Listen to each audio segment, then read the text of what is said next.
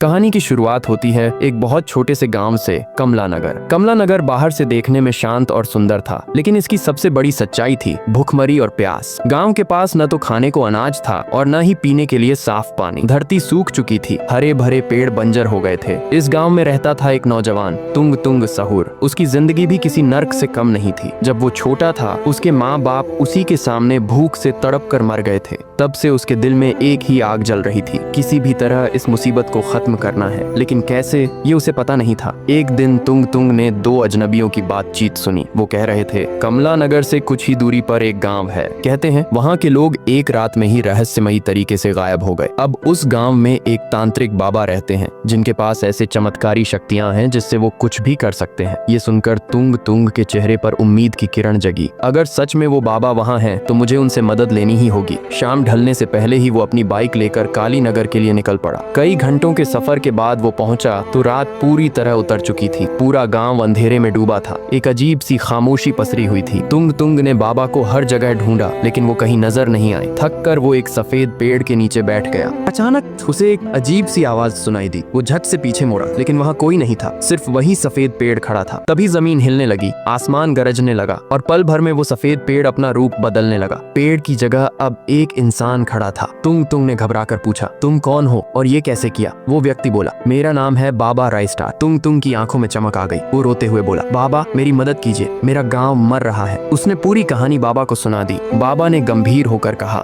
चिंता मत करो बेटा, मैं तुम्हारी मदद करूंगा। बाबा रायस्टार ने अपनी झोली से एक सुनहरा गुल्लक निकाला और कहा, ये तुम्हारी हर परेशानी को दूर करेगा। बस इसे हाथ में लेकर हिलाना, लेकिन याद रखना, जब काम पूरा हो जाए तो इसे मुझे लौटा देना। तुंग तुंग ने हाथ जोड़कर शुक्रिया कहा और गुल्लक लेकर गांव लौट आया। सुबह होते ही उसने पूरे गांव वालों को बुलाया। गुल्लक उठाकर उसने कहा, देखो आज से हमारी तकलीफें खत्म। उसने गुल्लक जोर से हिलाया और चमत्कार हो गया। सूखे पेड़ फिर से हरे भरे हो गए। खाली घरों में खाना पानी भर गया। हर तरफ सोना चांदी बिखर गया और गांव के बीच में पानी का फव्वारा फूट पड़ा। गांव में खुशी की लहर दौड़ गई। लोग नाचने गाने लगे। तुंग तुंग भी उनकी खुशी में शामिल हो गया। जब सब ठीक हो गया, तुंग तुंग ने वादा निभाया और गुल्लक बाबा रायस्टार को लौटा दिया। उसने कहा, आपका बहुत बहुत शुक्रिया बाबा, ये एहसान मैं कभी नहीं भूलूंगा। अगर आपको कभी मदद चाहिए तो बस कह दीजिएगा। ये सुनकर बाबा की आंखों में आंसू आ गए। उन्होंने धीमी आवाज में कहा, मुझे कुछ नहीं चाहिए बेटा, बस इस शाप से मुझे मुक्ति दिला दो। क्या आपको भी जानना है आगे क्या होगा? तो लाइक ठोको और कमेंट में लिखो, पार्ट 2 चाहिए।